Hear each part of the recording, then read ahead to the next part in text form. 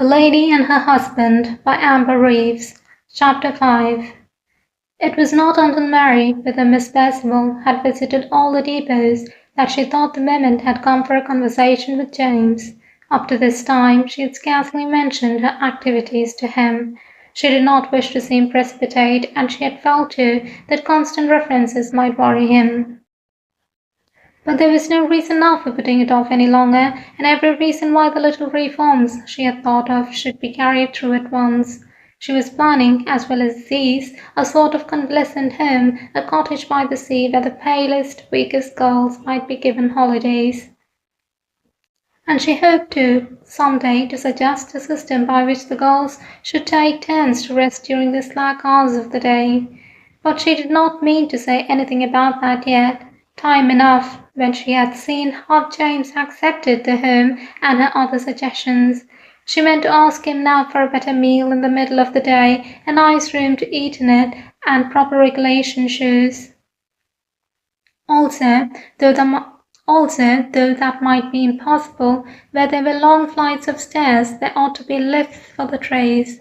The matter of wages, in spite of Miss Percival's hints, she did not think important, as all the girls were being kept in their comfortable, decent homes. Their wages, therefore, were merely pocket money, and it could not matter much that they had to pay for their fares to and from work and for the cuffs, caps, collars, and aprons supplied to them with the stuff for their black dresses by the firm. They paid, too, for any food which they ate on the premises. The managers charged them half price for goods which, though not exactly stale, had lost that first exquisite freshness demanded by customers. They paid fines for breaking the rules, and an insurance of 6pence a week against breakages.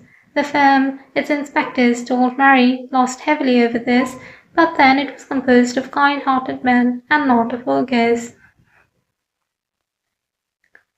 Mary's investigation was not yet complete, for both she and Miss Percival thought that they ought to see something of the girls' home lives. Miss Percival, whom Mary thought to be a suspicious person, did not seem to attach much importance to the manager's declarations that the girls all came from happy, well-to-do homes.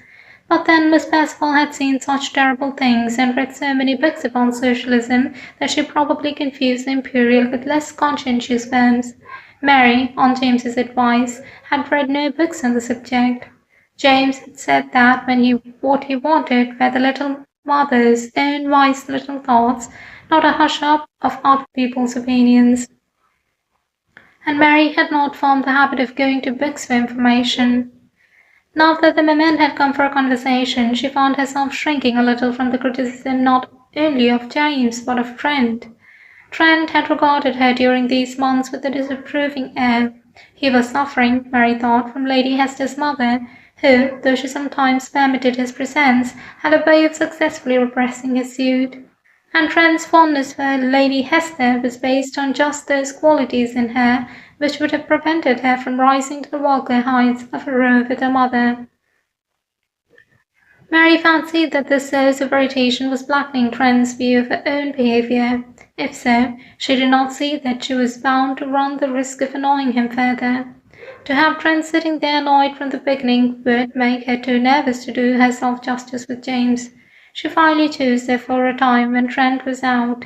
It was an evening when James had said that he had no work to do, and after dinner she collected Miss Percival's careful notes and went down into the study. The study was a more business-like room than her own or the drawing-room, and one less associated with moments of sentiment.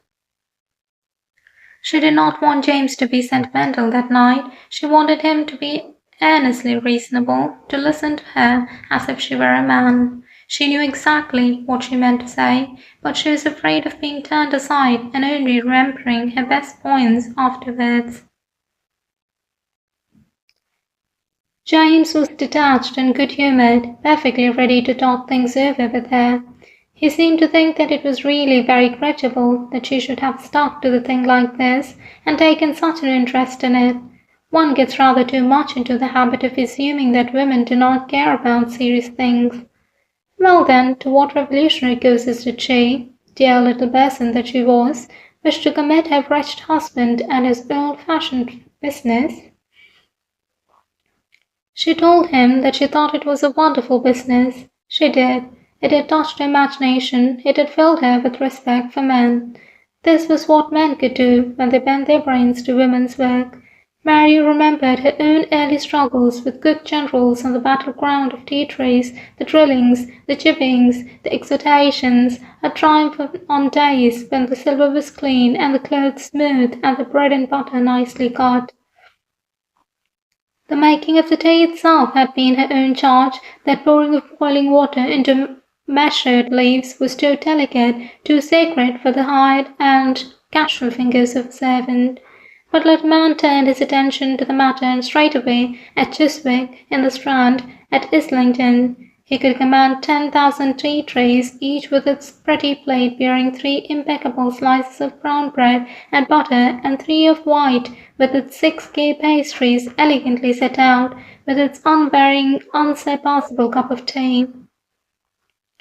Women fast, and there was a table, more or less adequately equipped. Man considered that he found a formula and a tradition to which tables conformed in their pleasant hospitality, here or 100 miles away, yesterday or 10 years hence. It seemed to Mary that few tasks could be more noble, more satisfying, than thus to provide a sovereign democracy with dainty and nourishing food. Now that she had seen his great work, she could share in the pride that exalted James when he spoke of the bad old times when a single beefy beery meal cost more than you would spend nowadays on a week's supply of stimulating coffee and poached eggs on toast. It was no small thing, and she felt it, to be the wife of a man like James. James accepted her admiration. It is pleasant, when you show your man its work to your wife, to find that she appreciates its greatness. Found it cleaner? He asked her in a tone that anticipated her reply. She had not the heart to tell him that perfect cleanliness is inhuman. She relinquished to a protest against the dubious eggs that made such light sponge cakes. She must be a woman of business. The kitchens were not within the range of her inquiry. She must not depart from her proper sphere merely because she had seen a kitchen boy sticking his fingers into some dough and licking them clean. That might happen anywhere. It was one of the things that civilized people agree to ignore. So she told James that his business had given her quite new ideas of discipline and method. After all, practically everybody makes their sponge cakes with eggs that you put in use for boiling. James couldn't be expected to be quite different from anybody else. We all eat game.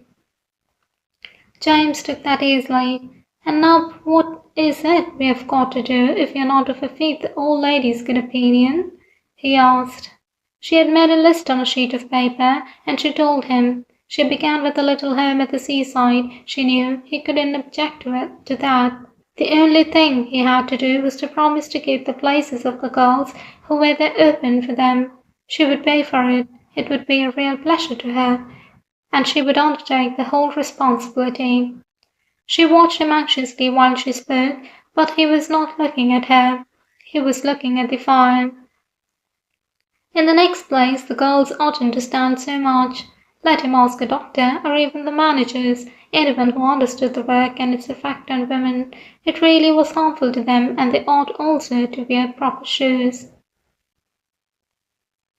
His face changed a little.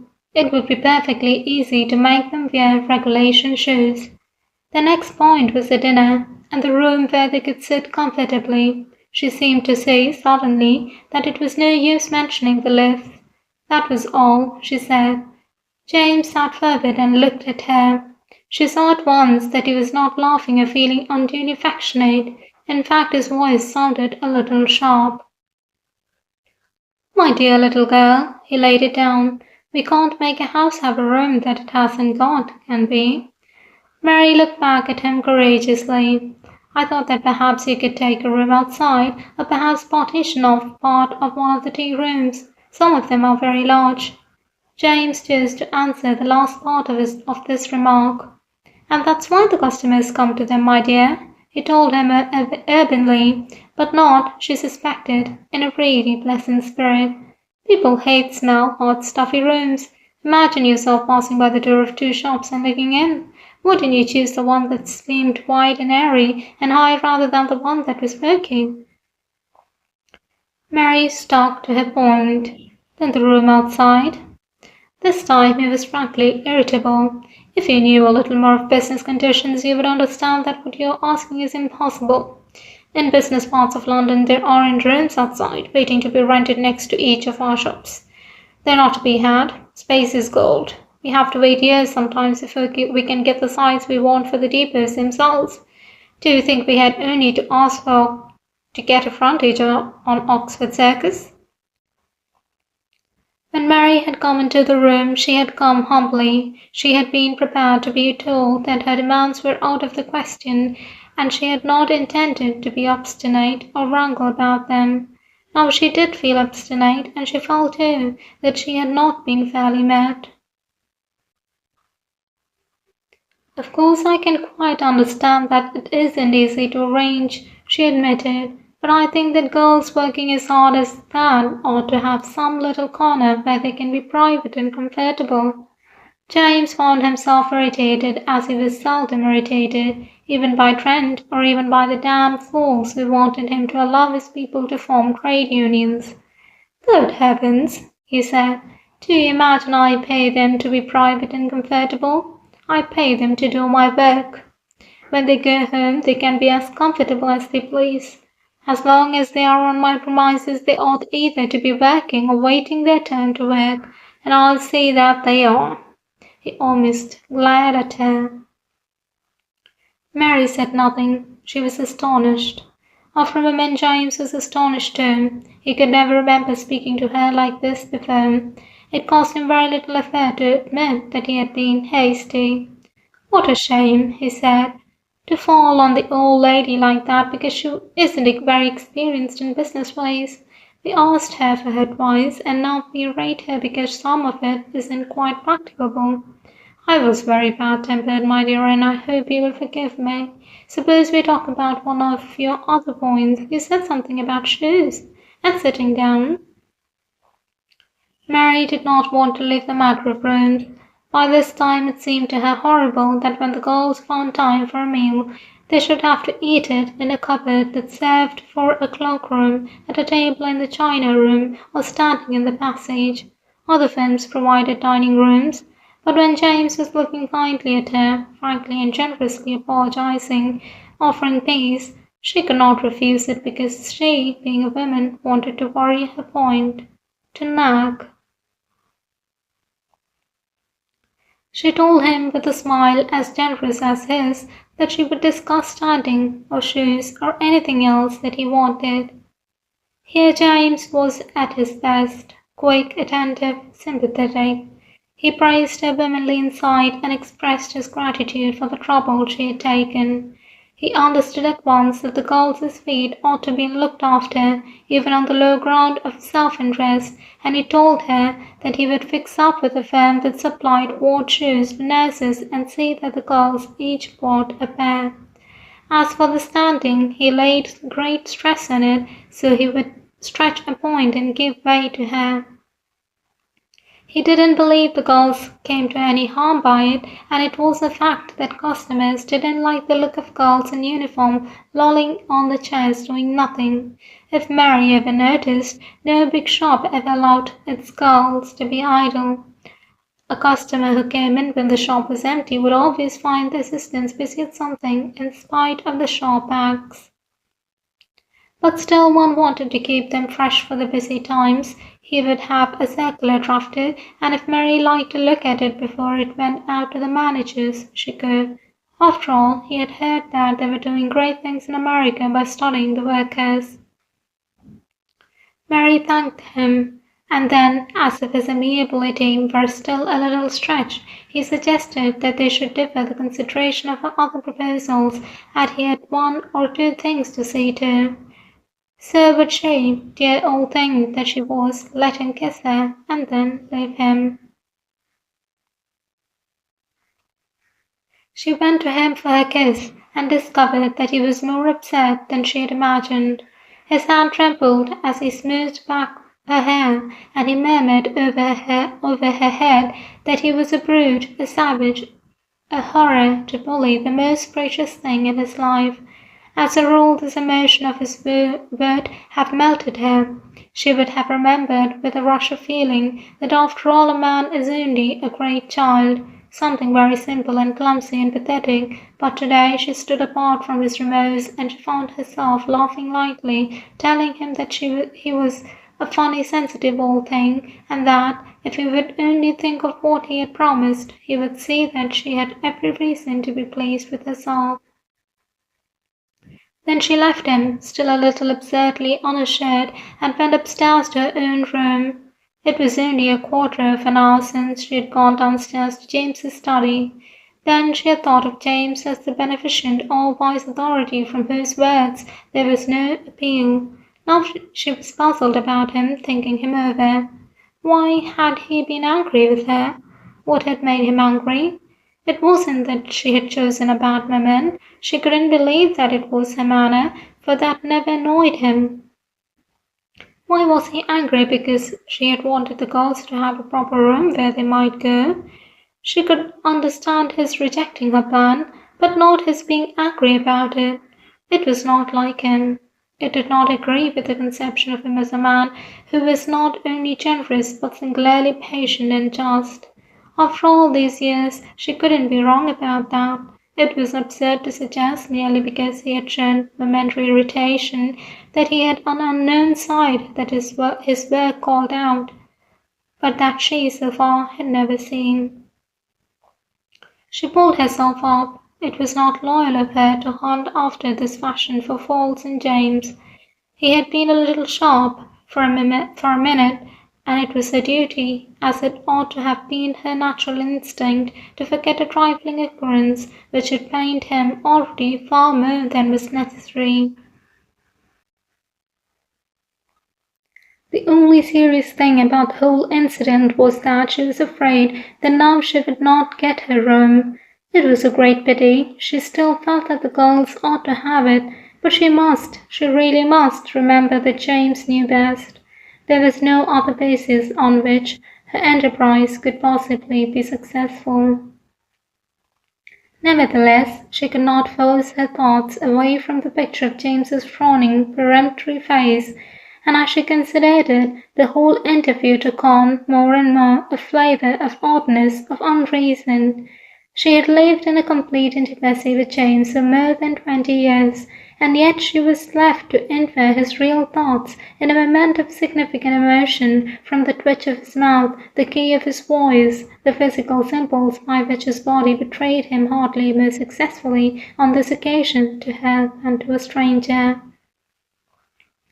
It was strange that she should have no more direct access to him than this method of inference, of guesswork, this clumsy process whereby a thought before it can reach another mind must first translate itself into terms of sense. She had read poems that told of lovers whose spirits flamed so brightly that these dark barriers became translucent, shot through with the soul's light, a medium to its ardour. Those beings had known one another as poets knew nature, as mystics know God, but such ecstasies were foreign to her. She felt herself to be too prim, too frail, too anxious for the great fires of the spirit. Her experience had been, would always be, the common experience of common folk. Her wisdom consisted in the building and maintaining of barriers between herself and sordid, the vicious, the vulgar. She had built barriers round her love. She had kept it fine and pure, untroubled by anything but its own tenderness. She had not asked for ecstasy. She had not asked for knowledge. She had been content to trust. She must continue to trust. She must realize that she did not know her husband.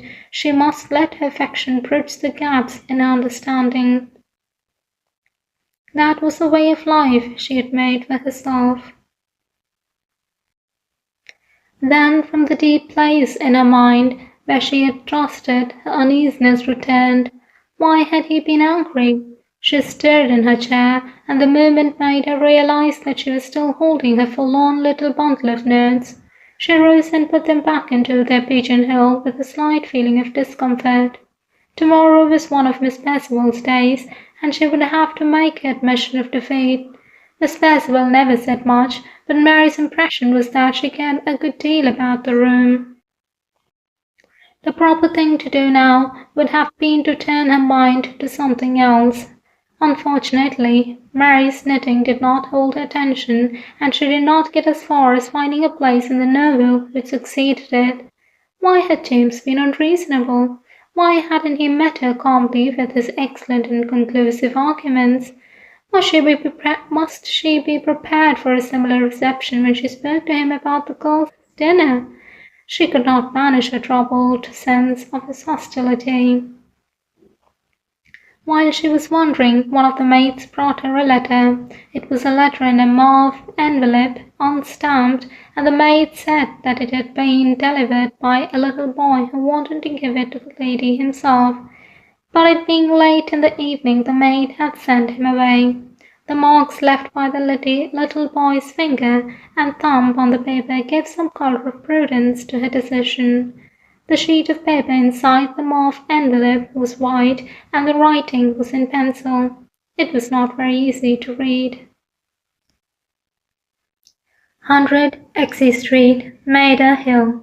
Dear and honoured Madam, I venture to write to you, and Mrs. Black, the manager at our place, was kindly give me your address, or I should not have known how to find you. Honoured Madam, might I venture to ask you to grant me an interview? I do not want to take advantage of your kindness, only there is no one I can turn to except Mrs. Black, and she must think of a place, so will you please forgive me troubling you, and don't deny me this. Your obedient servant in great distress, Florrie Wilson. It was too late to do anything that night, and there might not be anything serious to do. Mary told the maid that she could go. She remembered Florrie. She was the child with the nice smile and the pretty flower-like face whom she had seen in the Chelsea depot 6 months ago. When Miss Percival came next day, they would go to Exey Street together. The only thing to be decided now was whether she should show the letter to James. She decided, after slight hesitation, that she would not. End of chapter 5.